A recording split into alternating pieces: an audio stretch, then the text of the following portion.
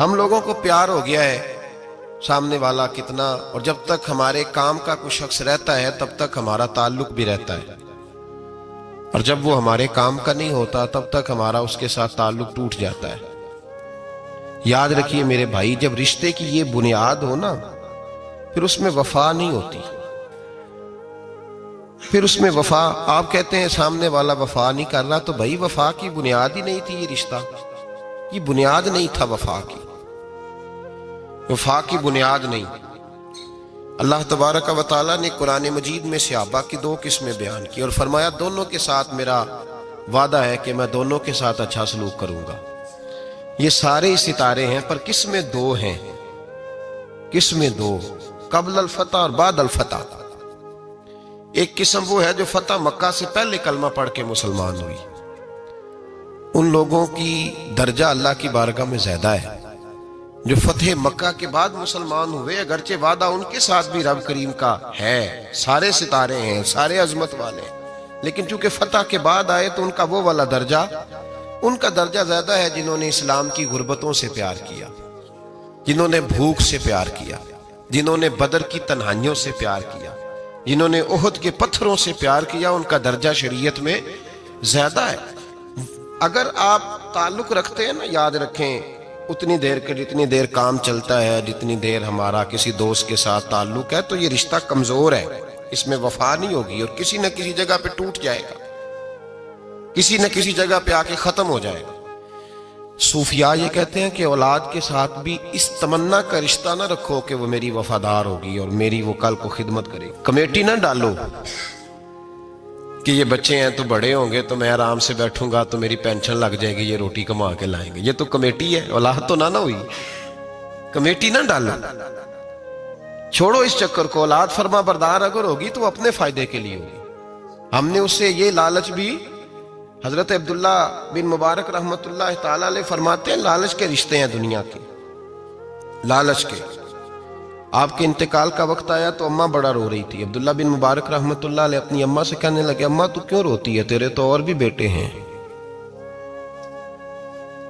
तू को मेरे बाद लवारस तो नहीं हो जाएगी, आखिरी वक्त है, नज़ा का आलम, अम्मा तू क्यों रोती है, और भी बेटे हैं। तो अम्मा कहने लगी, बेटा और भी बेटे हैं पर जिस तरह का ध्यान तू रखता था वो नहीं रखते, जिस तरह वक्त पे दवाई तू ला के देता था वो नहीं ला के देते, जिस तरह तू मेरे खाने पीने का ख्याल रखता था वो। कहने लगे, अच्छा अम्मा इसका मतलब है तू मुझे नहीं रो रही, तू तो अपनी जरूरतों को रो रही है कि रोटी कौन देगा, खाना कौन लाएगा, दवाई। मैं समझा था शायद मुझे रो रही है। बीवी से पूछा तू क्यों रो रही है, तो कहने लगी तेरी वजह से मेरी बादशाही थी, तू मौजूद है तो खानदान में, मुआशरे में मेरा एक वकार है, तेरे बाद तो बेवा की जिंदगी होगी। आप फरमाने लगे, ओहो मैं समझा था शायद मुझे रो रही है, तू तो अपने वकार को रो रही है। बेटों और बेटियों से पूछा तुम्हारी आंखों में क्यों आंसू छलकते हैं। कहने लगे, अब्बा जिस प्यार से बाप शादी करता है दूसरा कोई नहीं कर सकता, और जिस मोहब्बत से बाप ला के कमा के देता है दूसरा कोई नहीं दे सकता। फरमाने लगे, ओहो मैं समझा था मुझे रो रहे हो, तुम तो शादियों को रो रहे हो, मेरे साथ तो ताल्लुक ही नहीं। फिर अब्दुल्ला बिन मुबारक रोने लगे और फूट के रोए। किसी ने कहा आप क्यों रोते हैं, फरमाया आज समझ आई है, मेरे साथ अगर बेलौस रिश्ता है तो यहाँ खुदा का है या मोहम्मद मुस्तफ़ा का है सल्लल्लाहु अलैहि वसल्लम, आज समझ आई है। वो मैंने जिनके साथ ताल्लुक मजबूत किया ही नहीं, कभी फजर छोड़ी, कभी जोर छोड़ी, कभी ये रह गया, कभी वो रह गया, कभी दाढ़ी का प्रोग्राम बना, कभी रह गया, जिनके साथ मैं कमजोर था वो मेरे साथ मजबूत थे, और जिनके साथ मैं मजबूत था उनका मेरे साथ क्या हाल। ये कमजोरी है रिश्तों में, वफा नहीं। हमें तो भाई काम प्यारा है, चम नहीं। बिल्कुल बच्चे शिकायत करते हैं, कहते हैं अब्बा कमाऊ पुत्र से प्यार करने लगा है, बच्चे शिकवा करते हैं, कहते हैं जो आदमी जेब में ज्यादा पैसे डालता है अब्बा जी का प्यारा है। बाप शिकवा करने लगे हैं, कहते हैं मैं मालदार होता तो मेरे बच्चे भी फर्मा बरदार होते। रिश्तों को रूह का रिश्ता बनाए, वफा का रिश्ता बनाए, वफा का। कुत्ते का जिक्र कुरान पाक में आया है, इसलिए आया है कि उसने अल्लाह के वलियों से वफा की थी, इसी आया है कि उसने अल्लाह के वलियों के साथ वफादारी की, वफादारी की तो अल्लाह ने उसका जिक्र कुरान। एक बादशाह था, बादशाह जो होते थे उनके अपने अपने मिजाज होते थे। उस बादशाह ने 4, 5, 6 कुत्ते रखे हुए थे और कुत्ते बड़े बड़े कुत्ते थे और बड़े वो खूनखार कुत्ते थे, चीर फाड़ खा जाते थे, शेर जितने उनके कद थे। बादशाह थोड़ा सा किसी आदमी से नाराज होता ना तो एक बहुत बड़े पिंजरे के अंदर एक बहुत बड़ा सुलाखों का घर उसने बनाया हुआ था, उसमें कुत्ते होते थे और कुत्ते को जब बांध के रखा जाता है तो ज्यादा जहरीला हो जाता है, वो ज्यादा उसके अंदर करवाहट आती है, ज्यादा काटता है। उसने कैद किए हुए थे, कुत्ते तो बड़े जहरीले थे। जिस आदमी से बादशाह थोड़ा सा नाराज होता ना तो वो कुत्ते के आगे उस आदमी को डालता, कुत्ते उसको चीर फाड़ के खा जाते। ये सजा थी, लोगों को पता था। बादशाह के वजीर ने बड़ी खिदमत की बादशाह की, 35 साल तक नौकरी की, लेकिन हर सूरज ने गुरूब तो होना ही होता है ना, हर चांद ने ढलना भी होता है। अब बूढ़ा होने लगा, वो जो मजबूत हाफसा था वो कमजोर होने लगा, हल्की हल्की गलती। बादशाह मिजाज का बादशाह था पर नहीं समझ में आया तो मैंने कहा कि लोग कहते हैं हमें काम प्यारा है, चम नहीं, तो रिश्ता वफा का था ही नहीं। वजीर समझने लगा कि अब ना मैं भी गलतियां करने लगा हूं तो ऐसा ना हो किसी दिन मैं भी इन कुत्तों का शिकार हो जाऊं। उसने बादशाह से कहा कि बादशाह, मुझे आहिस्ता आहिस्ता माजरत करने लगा, कदम हटाने लगा कि मुझे छुट्टी दे दी जाए, मैं बूढ़ा हो गया हूं। लेकिन उसने कहा नहीं नहीं, जब तक मेरी तबीयत नहीं मानती तुम नहीं जा सकते। मुतलक़-उल-ऐनान लोग थे। वजीर खामोश हो गया, परेशान रहने लगा, गलती हो गई है तो फेंक देगा। एक तजवीज उसके ज़हन में आई, वो जो पिंजरे, कुत्तों के पिंजरे पर मुहाफिज बैठा था ना, जो उनको खाना डालता था, रोटी डालता था, गोश्त देता था, उसको एक दिन कहने लगा, यार तेरी ड्यूटी है सारा दिन कुत्तों को खाना देने की, गोश्त देने की, तो 2-4 दिन ड्यूटी मुझे नहीं देता? तू ले ले, मैं तो पहले परेशान हूं, सारा दिन इनकी देखभाल करता हूं। उसने कुछ थोड़ा सा गोश्त लिया, पिंजरे के बाहर खड़े होकर कुत्तों को डाला। अगले दिन थोड़ी रोटियां ले आया, कुत्तों को डाली। 2-4 दिन, हफ्ता, महीना, साल भर, जितना उसको मौका मिला वो दिन भर खिदमत करता। बस वक्त एक दिन आ गया, बादशाह को कोई बात अच्छी न लगी। उसने कहा, इस बुड्ढे को उठाओ और डालो कुत्तों के पिंजरे में। सारी जिंदगी यहां रहा, इसे अभी तक नहीं पता चला मेरे मिजाज का। जब उठा के पिंजरे में डाला ना तो बजाय इसके कि कुत्ते उसे काट खाते, वो उसके पैर चूमने लगे। वो पैर चूमने लगे, हाथ चूमने लगे, चाटने लगे। तो बादशाह सामने खड़ा था नजारा देखने को कि चीर फाड़ करते तो खुश हुआ करता था, खूनखार दरिंदे जैसी उसकी तबीयत हो गई। जब देखा प्यार कर रहे हैं तो बादशाह वजीर से कहने लगा, ये क्या है? तो वजीर रो पड़ा, कहने लगा, तू सियासतदान था तो मैं भी सियासतदान था, सारी जिंदगी सियासत की, लेकिन दुनियादारों के साथ रहा तो अंजाम ये हुआ कि मुझे इस पिंजरे में डाल दिया गया। देख, तू बहुत बड़ा सियाना था और मैं भी समझदार था, वजीर रहा, लेकिन हमारा रूह का रिश्ता न बन सका। अरे हमसे तो ये कुत्ते ही अच्छे निकले। तेरी 40-35 साल खिदमत की तो तूने कुत्तों के आगे डाल दिया। इन्हें तो चंद महीने रोटी डाली है, मेरे वफादार हो गए। चंद महीने रोटी, जिन्हां तना विच इश्क न रचिया, कुत्ते ना थी चंगे। जिन्हां तना विच इश्क न रचिया, कुत्ते ना थी चंगे। मालक देकर राखी कर दे, साबर भुखे नंगे।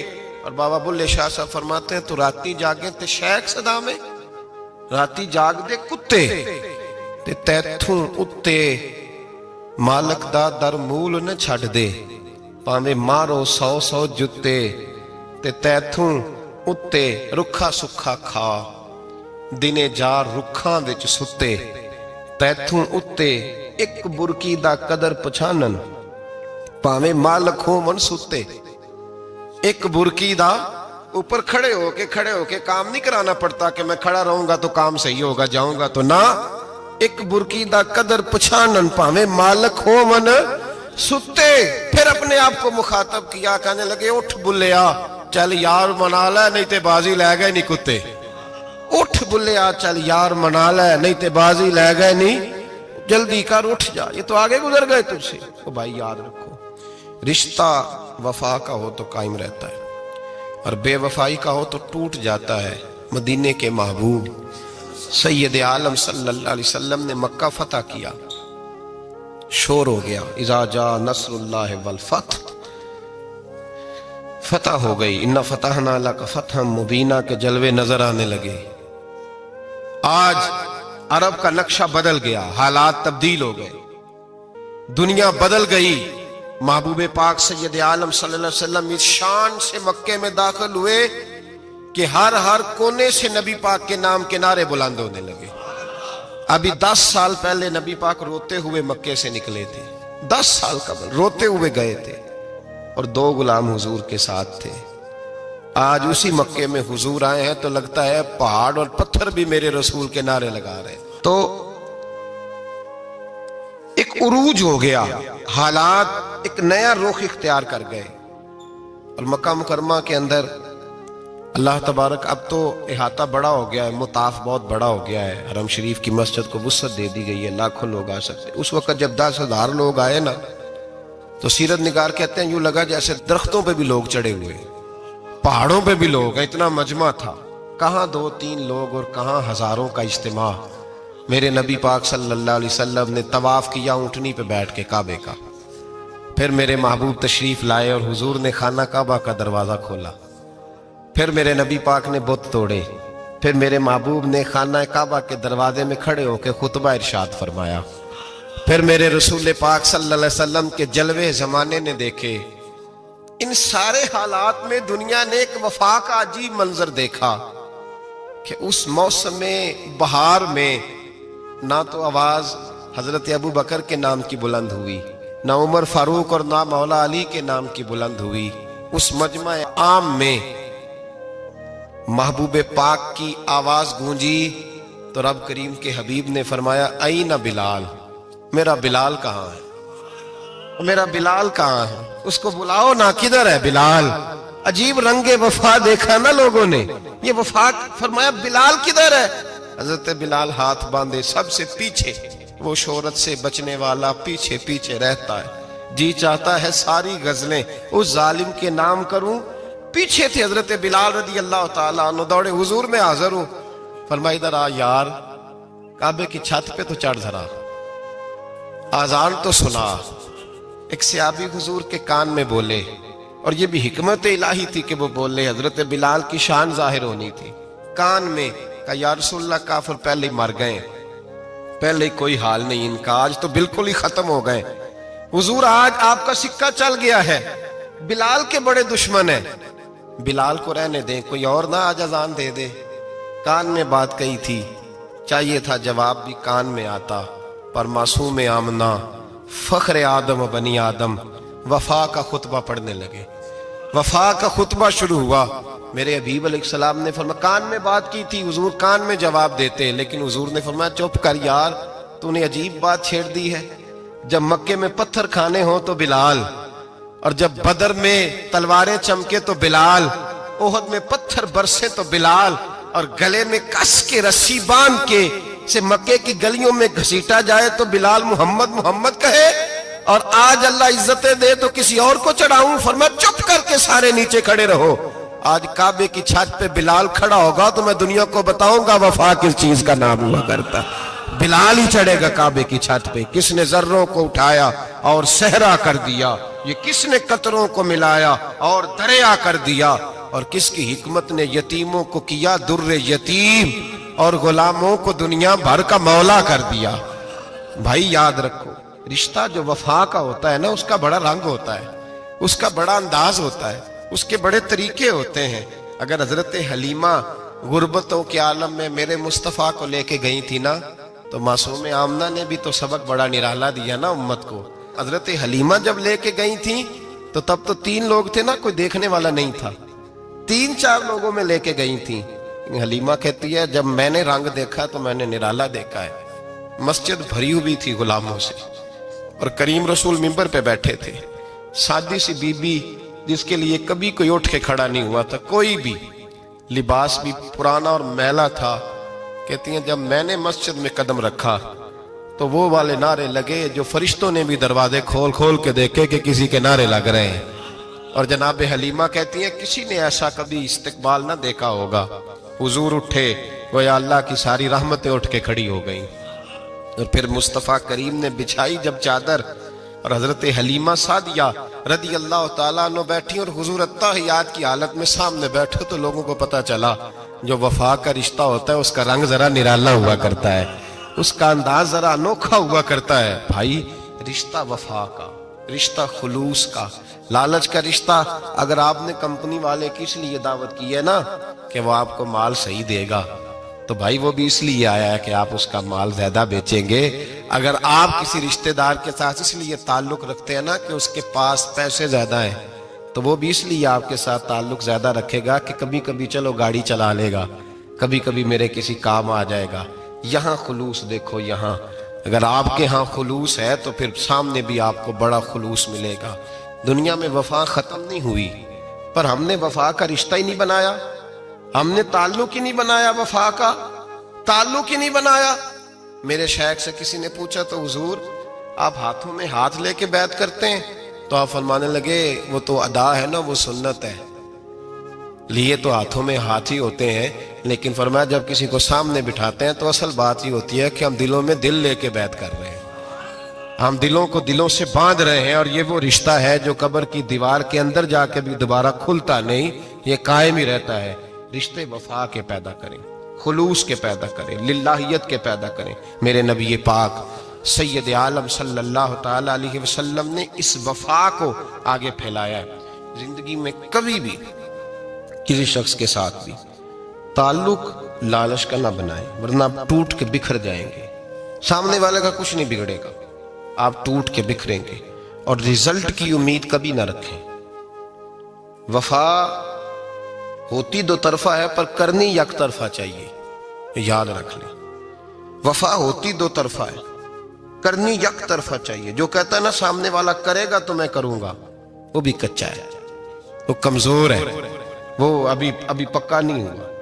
वफा करनी एक तरफा चाहिए, तू कर, सामने वाला नहीं करता तो ना करे। तो अपनी तरफ देखना, सामने वाले को छोड़, वो नहीं करता तो ना करे, उसका अपना। हजरत इमाम अहमद बिन हंबल रहमतुल्लाह ताला अलैह, ये वफा के उन्वान में बड़ी अहम बात है अगर आपको समझ आए तो। इमाम अहमद बिन हंबल रहमतुल्लाह ताला अलैह झील के किनारे, नदी के किनारे वुजू कर रहे थे। एक बिच्छू साथ साथ चल रहा था, वो चलते चलते पानी में गिर गया। इमाम अहमद बिन हंबल ने हाथ रखा, बिच्छू को बाहर निकाला। जब बाहर निकाला तो उसने डांग मारा। जिसकी तबीयत में डांग होगा तो वो डांग ही मारेगा, उसके पास है ही और कोई नहीं तो वो करे क्या, वो मजबूर है। उसने डांग मारा, इमाम साहब ने बाहर रखा। भीगा हुआ बिच्छू आपने देखा हो, जब नदी किनारे चलता है तो फिर गिर जाता है। वो फिर गिरा तो इमाम साहब ने फिर निकाला, निकाल के बाहर रखा तो उसने फिर डांग मारा।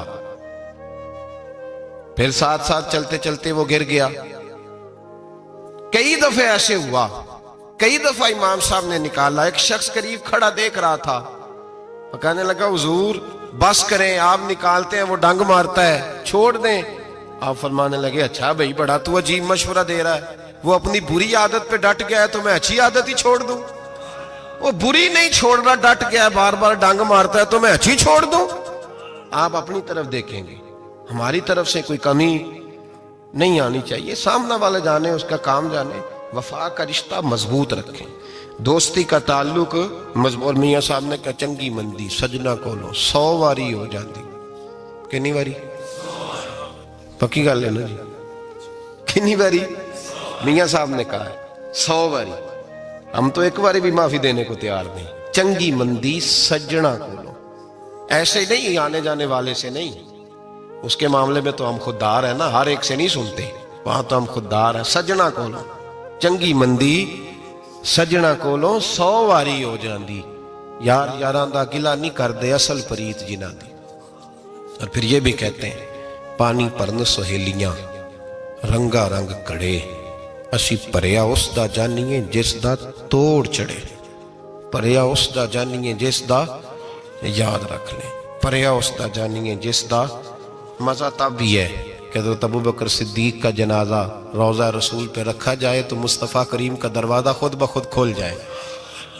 और हुजूर फरमाए लाओ दोस्त को दोस्त के साथ मिला दो, पानी पर न सहेलियां ते रंगा रंग कड़े, भरिया उसदा जानिए जिसदा तोड़। रिश्तों को साबित न करें, रिश्तों से वफा करें। साबित न करें मेरा बड़ा रिश्ता है, आप पता चलना चाहिए कितना रिश्ता है। बाप का बेटे से रिश्ता होता है तो सारा दिन माथा चूमे प्यार करे, उसे दुख सुख का पता ही ना हो, तो ये कैसा रिश्ता हुआ। रिश्ते साबित न करें, रिश्ते मजबूत करें, मजबूती वाली ड्यूटी सर अंजाम दें। अल्लाह अपने साथ, अपने महबूब के साथ, अपने नेक बंदों के साथ हमारे रिश्तों को मजबूत फरमाए। आमीन। आखिर दावा।